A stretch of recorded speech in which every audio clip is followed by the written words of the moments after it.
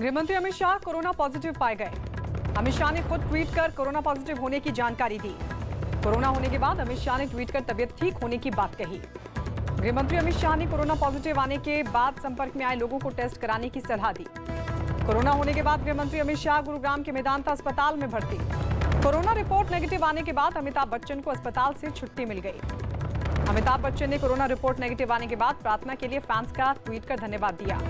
Corona report negative आने की वजह से अभिषेक बच्चन को अभी अस्पताल में ही रहना होगा। यूपी बीजेपी प्रदेश अध्यक्ष स्वतंत्र देव सिंह ने ट्वीट कर कोरोना पॉजिटिव होने की जानकारी दी। खबर है कि आम आदमी पार्टी के पूर्व पार्षद ताहिर हुसैन ने पुलिस पूछताछ में दिल्ली हिंसा का मास्टरमाइंड होने की बात कबूल कर ली है। ताहिर हुसैन ने पुलिस पूछताछ में कबूल किया कि उन्होंने 24 फरवरी को पथराव और आगजनी करवाई थी। ताहिर हुसैन ने पुलिस पूछताछ में यह भी कबूल किया कि पीएफआई के दफ्तर में दिल्ली हिंसा का प्लान बनाया गया था। कानपुर में कोरोना से मौत होने के बाद कमल रानी के पार्थिव शरीर के अंतिम दर्शन एम्बुलेंस के अंदर से ही कराए गए। इस दौरान वहां लोगों की भीड़ भी जुट गई। यूपी सरकार में मंत्री कमल रानी की मौत के बाद राजकीय शोक की घोषणा कर दी गई। पीएम मोदी यूपी में मंत्री कमल रानी की मौत पर दुख जताते नजर आए और उनके परिवार के प्रति उन्होंने संवेदना भी व्यक्त की। यूपी सरकार की मंत्री मौत की वजह से सीएम योगी का आज का अयोध्या दौरा रद्द हो गया।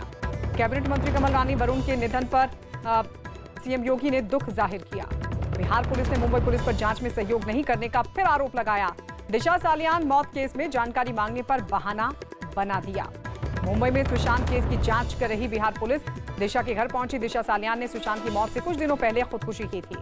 सुशांत सिंह की पोस्टमार्टम रिपोर्ट में कई चीजों की जानकारी नहीं दिए जाने के बाद सवाल खड़े हो गए। बिहार पुलिस ने रिया चक्रवर्ती को नोटिस भेजकर सुशांत केस की जांच में सहयोग करने के लिए कहा है। सुशांत के खातों की जांच में पुलिस को पूजा पाठ के लिए मोटी रकम निकालने की जानकारी मिली। सुशांत सिंह की बहन श्वेता कीर्ति ने एक बार फिर मोदी से उनके भाई की मौत के मामले में दखल देने की अपील की है। बिहार पुलिस के मुताबिक रिया चक्रवर्ती गायब है और अब तक उनकी कोई जानकारी नहीं मिल पाई है। रिया चक्रवर्ती ने सुप्रीम कोर्ट में दाखिल अपनी याचिका में सुशांत के पिता पर उन्हें फंसाने के लिए रुतबे का इस्तेमाल करने का आरोप लगाया। जैसलमेर के एक होटल में रह रहे गहलोत समर्थक दो विधायकों की तबीयत बिगड़ी, जिनका इलाज करने के लिए डॉक्टर को होटल बुलाया गया। खबर है कि नेपाल अपने विवादित नक्शे को संयुक्त राष्ट्र और गूगल को भेजने की तैयारी में है। इस विवादित नक्शे में नेपाल ने भारत की कुछ जगहों को नेपाल का हिस्सा बताया है। देश में कोरोना मरीजों की संख्या बढ़कर 17 लाख के पार हुई। देश में कोरोना से होने वाली मौतों का आंकड़ा बढ़कर 37,000 के पार पहुंचा। पूरी दुनिया में कोरोना मरीजों की संख्या बढ़कर 17 करोड़ 75 लाख के पार हुई। पूरी दुनिया में कोरोना से होने वाली मौतों का आंकड़ा बढ़कर 6,82,000 के पार पहुंचा। ब्राजील में 24 घंटे में कोरोना के 45,000 नए मामले सामने आए, जिसके बाद मरीजों की संख्या बढ़कर 27 लाख के पार पहुंची। शिवसेना ने अपने मुखपत्र सामना के जरिए केंद्र सरकार पर लॉकडाउन में बेरोजगारी बढ़ने पर हमला बोला। यूपी में कोरोना के बढ़ते मामलों पर प्रियंका गांधी ने योगी सरकार को घेरा और अस्पतालों की बदहाली का सवाल उठाया। खबर है कि राम मंदिर भूमि पूजन के कार्यक्रम में कोई भी केंद्रीय मंत्री शामिल नहीं होगा। अमित शाह और राजनाथ सिंह भी वीडियो कॉन्फ्रेंसिंग के जरिए जुड़ेंगे। अयोध्या में राम मंदिर भूमि पूजन के लिए राजस्थान के भीलवाड़ा और पुष्कर के ब्रह्मा मंदिर से मिट्टी लाई गई है।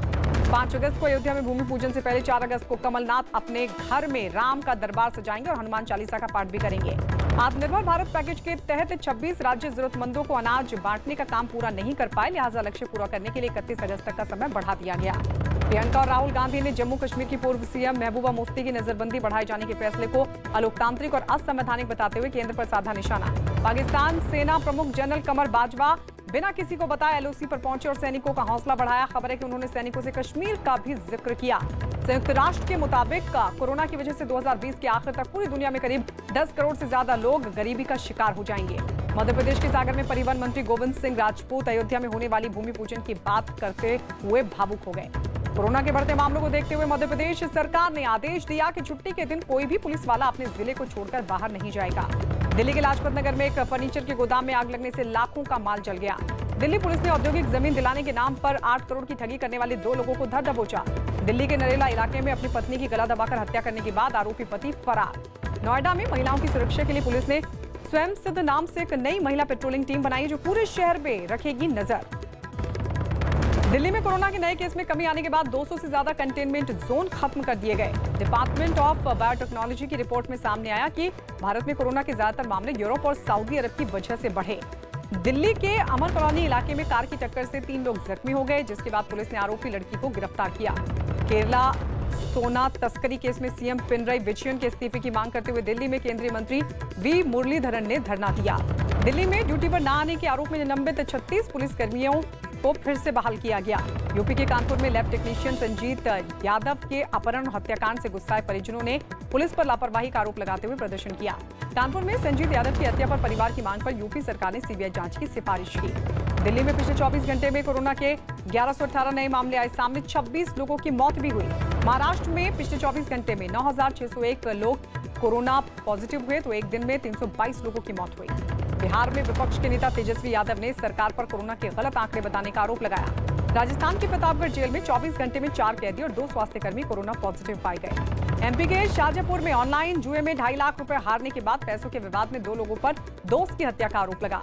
यूपी से संबंध में एक व्यापारी से लूट और हत्या के आरोपी 2 बदमाशों को पुलिस ने मुठभेड़ के बाद किया गिरफ्तार। राजस्थान में होटल में रह रहे 121 विधायकों के वेतन भत्ते को रोकने की मांग वाली एक जनहित याचिका हाईकोर्ट में लगाई गई।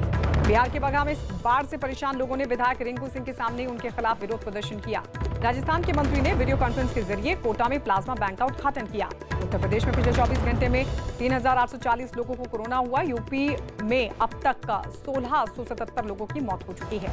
योगी सरकार ने रक्षाबंधन के मौके पर सोमवार को प्रदेश की सभी सरकारी बसों में महिलाओं को मुफ्त यात्रा करने का फैसला लिया।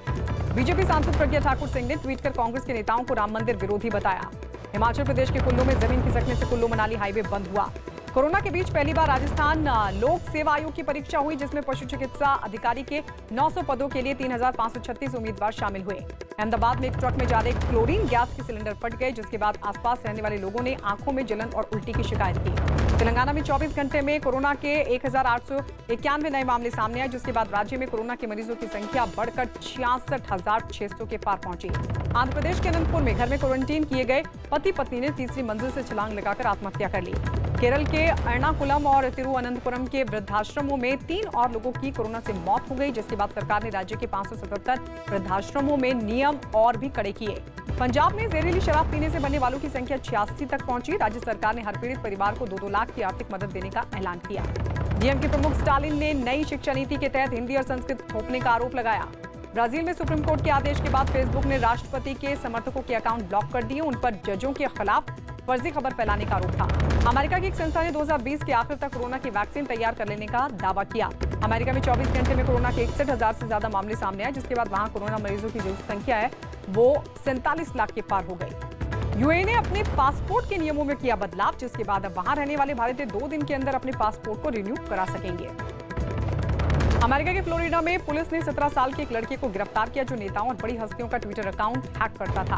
दक्षिण कोरिया में कोरोना के डर से लोगों ने नोटों को धो दिया और फिर उसे गर्म करने की कोशिश की, जिसके बाद वहां 100 करोड़ से ज्यादा के नोट जल गए। कोरोना से होने वाली मौत के मामले में मैक्सिको तीसरे नंबर पर। मैक्सिको में अब तक कोरोना से 46,000 से ज्यादा लोगों की मौत हो चुकी है। ब्रिटेन के विदेश मंत्रालय ने महात्मा गांधी की याद में एक सिक्का जारी करने की इच्छा जताई।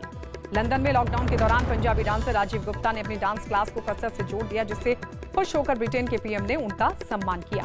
कनाडा के टोरंटो में लोगों ने चीन के खिलाफ विरोध प्रदर्शन किया और भारत के लोकतंत्र की तारीफ की। इजराइल की राजधानी यरूशलेम में हजारों लोगों ने पीएम बेंजामिन नेतन्याहू को सत्ता से हटाने के लिए उनके आवास का घेराव किया, जिन्हें पुलिस ने बलपूर्वक वहां से हटा दिया। सीबीडीटी के चेयरमैन पीसी मोदी ने सभी अधिकारियों को आदेश दिया कि वो अगस्त के अंत तक लोगों के टैक्स से जुड़े सभी काम पूरा कर लें। खाद्य विकास और ग्रामोद्योग आयोग ने हाथ से बने रेशमी मास्क तैयार किए, जो बाजार में 500 रुपए में 4 मास्क का सेट एक गिफ्ट बॉक्स में मिलेगा। वाइसा के नियमों में बदलाव कर H1B और L1 वाइसा की आवेदन फीस को 21% बढ़ा दिया गया, जो अक्टूबर से लागू होगी। भारत में PLI योजना के तहत मोबाइल फोन बनाने के लिए 22 घरेलू और विदेशी कंपनियों ने आवेदन किया, जिससे 12 लाख लोगों को रोजगार मिलने की संभावना है। पंजाब की कपूरथला रेल कोच फैक्ट्री में एक महीने में 151 LHB कोच बनाकर नया रिकॉर्ड बना। LHB कोच आम कोच से 1.5 मीटर लंबे और ज्यादा सुरक्षित होते हैं।